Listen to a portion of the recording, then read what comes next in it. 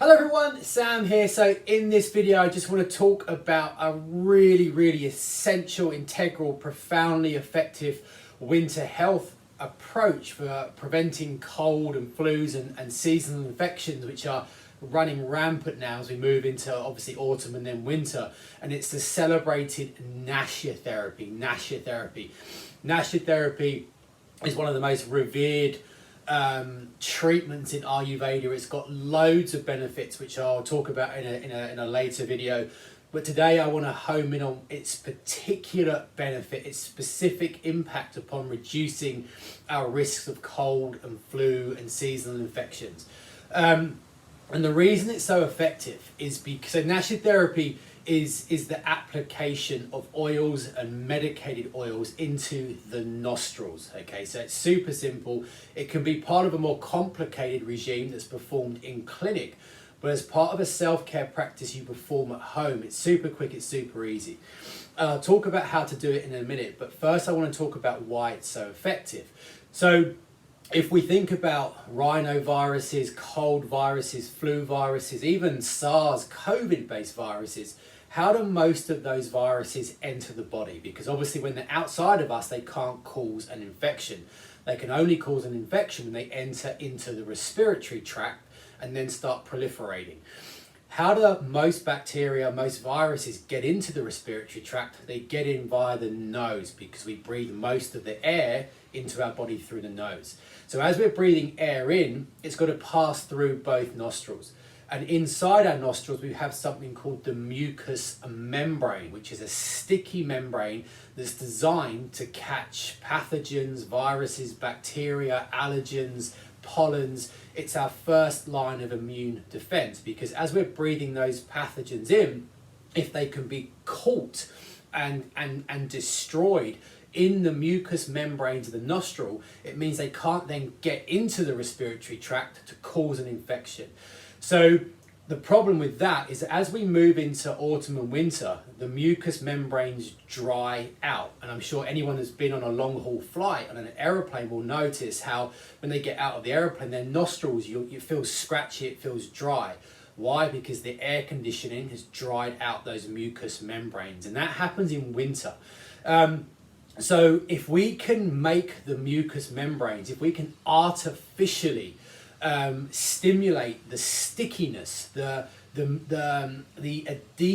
adhesive qualities of the nostrils, the mucous membranes in the nostrils, they act as flypaper. So when we're out and about, if we're coming into contact with people who are contagious with cold and flu viruses or bacterial infections, if we breathe that air in, if we breathe the air in that contains those pathogens, those bacteria and viruses, if our mucous membranes are sticky, it acts like flypaper. So we catch them. The virus or the bacteria is caught. It sticks to the mucous membranes where the immune system then identifies it and destroys it.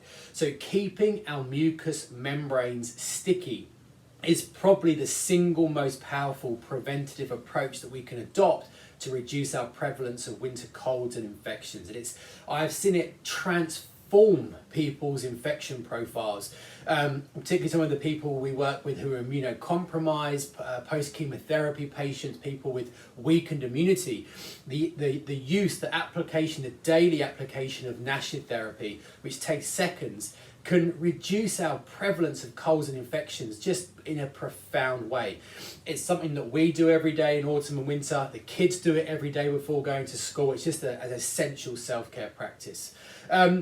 And you've got two options. You can use a specific medicated Ayurvedic Nasya oil, or you can use something like pure coconut oil, extra virgin olive oil, something like that. So the benefit of using a medicated herbal Ayurvedic Nasya oil is that they're additionally immunostimulating and antibacterial and antiviral. So ultimately you've got two mechanisms. You've got the catching of the pathogen, the keeping the mucous membrane sticky to actually catch it. And once you've caught it, you want to support the ability to destroy it. And that's what the medicated oils do in bucket loads, because they're sticky and they're antiviral and antibacterial. And they come with little droppers like that. And you can drop those into one nostril. You can get a cotton bud, put the cotton bud in and just lubricate both nostrils.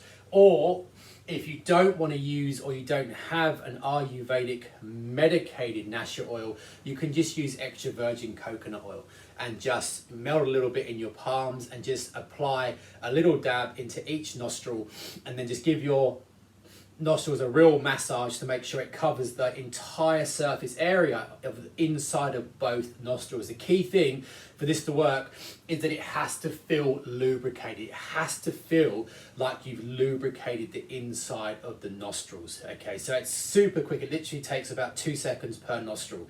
So we bolt it onto teeth brushing. Whenever we brush our teeth, we have our Nasya oil pot next to the toothbrush holder in the bathroom, and after we brush our teeth, it's just dab, dab, done. Literally it takes seconds.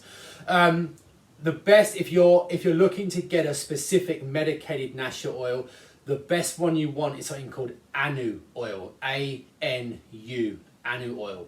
And I'll post some links in the comments below where you can source and buy top quality Anu oil. There's a few producers in the UK.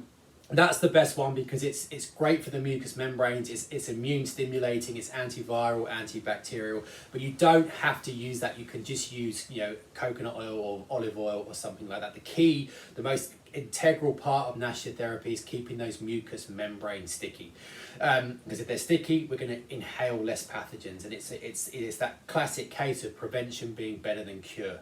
You know, if they can't enter the body, they can't cause an infection. How do pathogens get into the body? Through the nostrils. If we keep the nostrils sticky, we get less pathogens in, we get less infections. Okay, so as we're moving into October, the real start of cold and flu season, I can't recommend this practice enough. If you've got any questions, let us know.